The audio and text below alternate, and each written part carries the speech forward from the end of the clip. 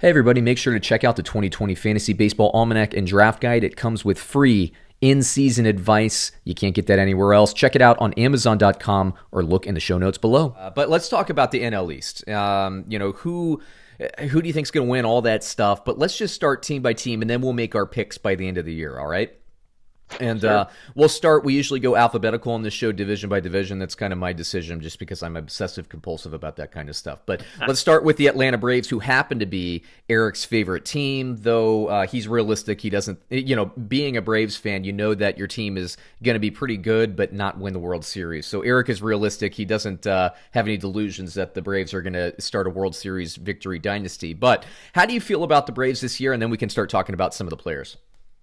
I think a lot of it's going to hinge on what they do after just losing out on Josh Donaldson Mm-hmm. for pretty much the same old reason, not wanting to go, long on years or heavy on salary for extended years.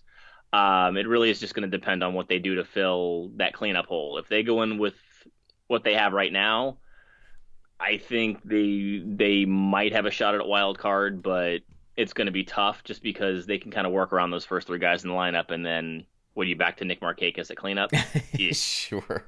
I mean, it's a nightmare for Braves fans to hear that happen. If they can bring in an Arenado, which probably unlikely for the same reasons they didn't sign Donaldson Yeah. or anyone else. That's one thing. If they can bring in an Ozuna or something like that, they should be all right, and they can probably take the division. But a lot of it's going to hinge on that at least one more addition. Personally, I think they need two bats, but.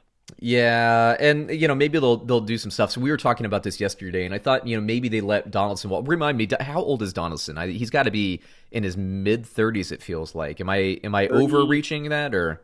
I believe he's 33 or 34 at this point. Yeah, and of course, you don't want to give the years and all that stuff. So I get it. I feel like, I mean, here would be my hope as a Braves fan, as I know you are. My hope would be that they're letting him walk so that they can keep money to sign some of their talented youngsters for a long, long time, because they do have a lot of young talent on the team. I'm looking at the write up. Basically, I see Austin Riley projected by you to take over third base last year. What was he? A 226 batter, 18 home runs, 62 hits, 41 runs. Okay, good, not great. Certainly, probably not filling that hole, but maybe has some upside. Markakis, you just mentioned, he's not your favorite. I like your write up. I like Dansby Swanson. I like obviously Albies.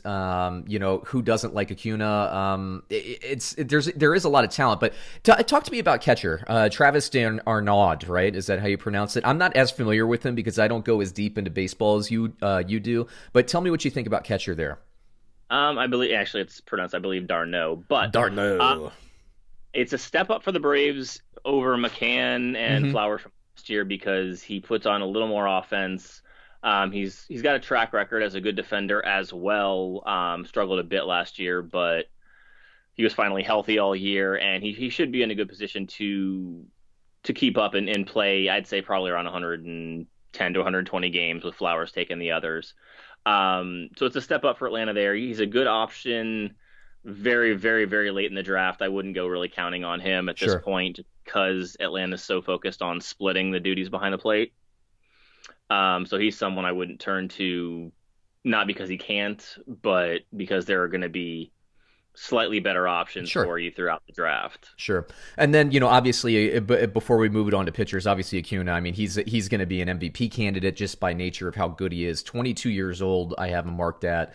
41 home runs last year, 37 stolen bases, almost a 40-40. First one in a long, long time. Batting average, only 280, certainly some room for improvement, but, he doesn't have a ton of weaknesses as a player. I think he can probably do it all. I think your note here in the book, I'm reading it as I speak right now. He's not Mike Trout, but he has time to get there. So he's not the best player in the game, but he's certainly in the top handful. So yeah, I know you've been on him since he was, I think, in the system, in the minor league system. So just tell me a little bit about him and why you should consider him in the early rounds. He's just, I mean, like I said, you said right there, at 21 last year, he was nearly 40-40, and he would have had it if it wasn't for, excuse me, for an injury late in the season that kind of hampered him a bit.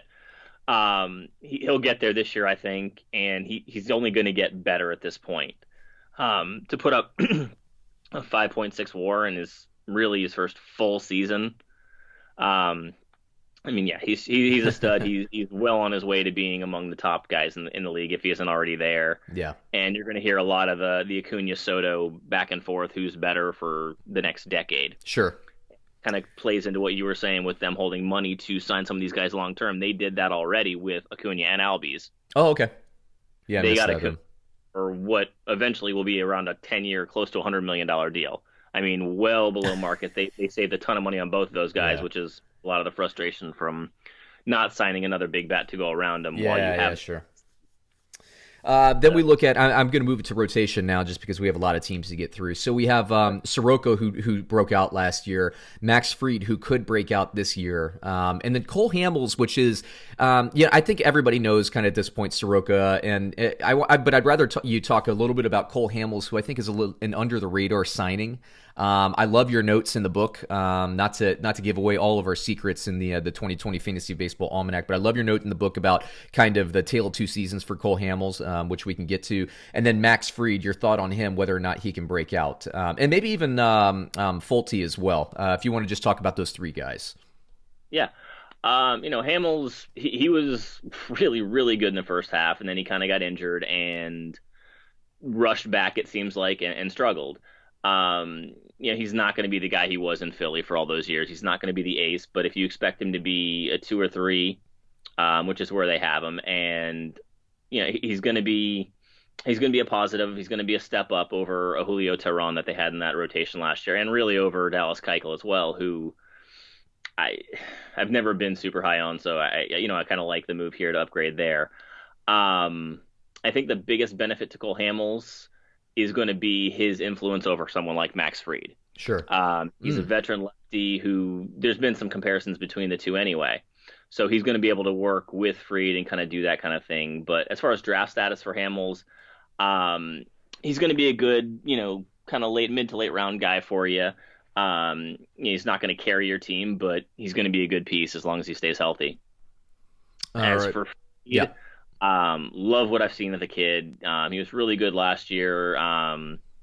Kind of up and down as any young kid would be, but I expect a big year out of him. He's one of my breakout candidates for the season. Yeah, 17-6 last year. ERA a little bit higher than you want at 4.02, but decent strikeout numbers. And like you said, he's kind of younger, first kind of taste at the rotation. So I know you had him stashed on your roster. You might have kept him throughout the entire season, but I started paying attention, as I always do. Your Braves pitchers. I mean, your farm systems across the MLB in particular, but of course the Braves, you being a fan, and you go deep. And so once you pick up a Braves pitcher, I take note. And you got Soroka early.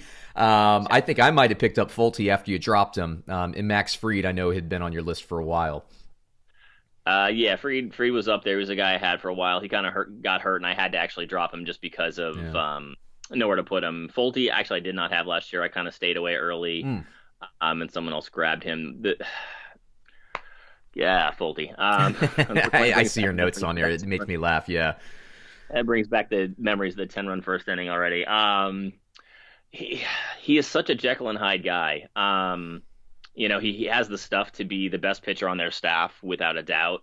It's just finding the consistency for him. And I noted this as well, but he actually goes out because he's had some trouble with keeping his emotions in check and kind of lets it get away from him. And last year, actually started wearing actually 2 years ago, I believe.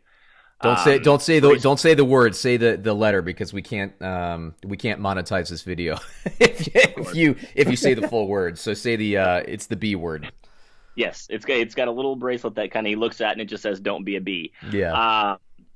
And he's basically trying to remind himself to kind of keep it in check. And he struggled early yet last year with I think he was hurt a little bit early on and couldn't figure it out. Went down, finally came back and looked really good for a while, and then it just kind of imploded in the playoffs there. He's a guy who will probably fall towards the bottom of the draft just because of how he looked last year, overall number wise. But he's going to be a very sneaky guy that you could probably get in the late rounds and should be a very good pitcher. But it's so hard to really count them. I Yeah. wouldn't reach too high on them. Yeah.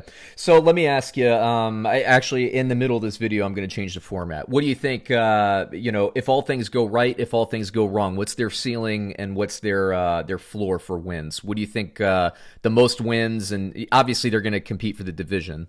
So their ceiling would be a division win. But what do you think? Do you think they're a 100 win club as it stands today, assuming no other moves? Because let's just go with the information we have. And if things implode, what could happen to the Braves this year? What's the worst that could happen? As they stand right now, I can't see them winning 100 games, barring just barring something insane. Kind of one of those everything goes right for everybody type seasons.